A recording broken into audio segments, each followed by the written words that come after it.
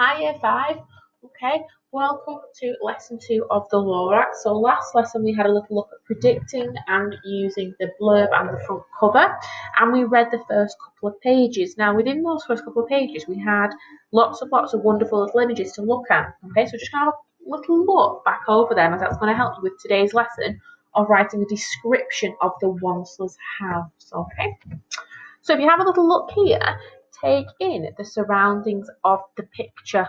Okay, so where is the house based? So I can see that it looks like it's on its own. Okay, there are lots of words that we can link like isolated. Okay, it does look like it's isolated in the middle of nowhere, really.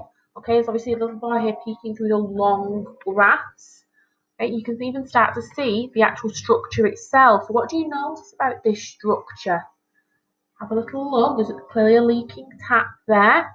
It looks to me like it's a slightly lopsided. Okay, I would, if I was you, on your sheet there is a picture of the ones besides I would be tempted to start annotating with some of the ideas that pop into your head. Okay, so on the image you've got in front of you, you've not really got the surrounding area on it. So what I would do now is I would pause this video and make a note of any of the words that spring to mind. For example, like isolated. Okay, or the fact that it's got long grass surrounding it, which means it doesn't look like it's been looked after very well.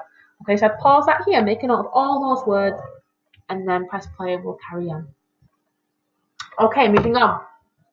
Now, this is more like the image you've got in front of you, so you can see slightly more. Take note of where the door is. Okay, this gives you a little bit more of a clue about what type of person or thing the Wantsler is. Okay, have a little look. He's got a little bucket up there. You may want to focus in on that. There is lots and lots you can take note of here, and I want you to start thinking of those powerful adjectives.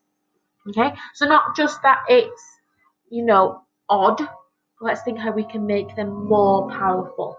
Okay, so here's another one, slightly up close. So you can see the windows, you can see the roof. You may want to go into detail about that. Okay, have a think about what this is in the corner. Do I know what that is? Okay, that to me looks like it could have been a well. It looks like it's been covered over. Okay, right.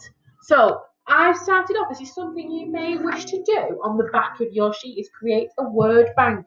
Okay, so on your sheet it says that you may wish to include adjectives, expanded noun phrases, similes, metaphors, hyperbole, alliteration. Okay, so I'm just giving you a couple of, an example of what you may wish to use. Okay, so for example, in my adjectives I've used the word isolated. So isolated obviously means on its own. Okay, there may be other ones you wish to mention. You may wish to mention the colour of it. Okay, you may wish to mention the structure.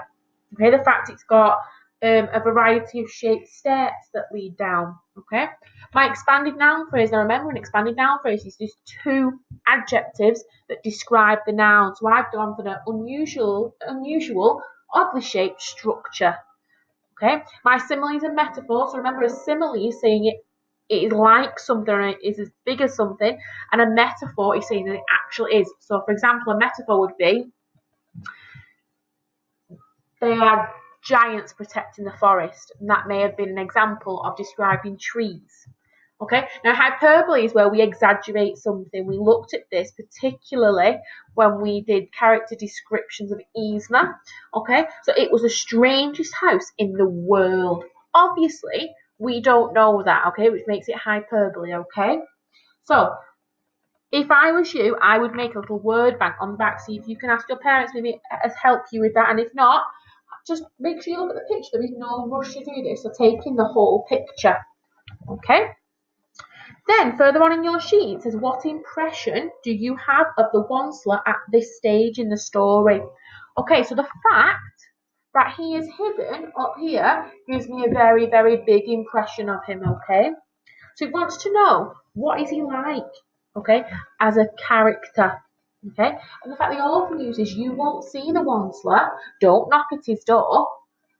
What does that tell you about him? If it's saying, do not knock at his door, does it make him sound very approachable, very friendly? Does it make you think he wants to speak to people?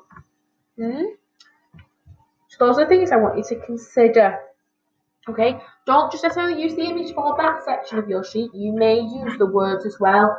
So it says there that he peeks, okay, out of the shutters. Does that tell you he's very confident? Could he be quite nervous or maybe a bit shy? These are all the things you may need to consider when you are writing down your answer. Okay, so it tells you to consider the words of the author and the image to help you write your answer. And at the bottom of your sheet, it says, remember to proofread any piece of writing. So your checklist is capital letters and full stops, legible handwriting, which means that it is readable. Okay, commas in the correct place, and that you are writing in full sentences. Okay, those are the things you need to be checking if you are doing all the time.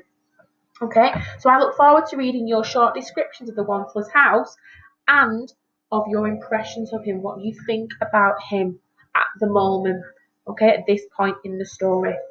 Okay, keep up the good work.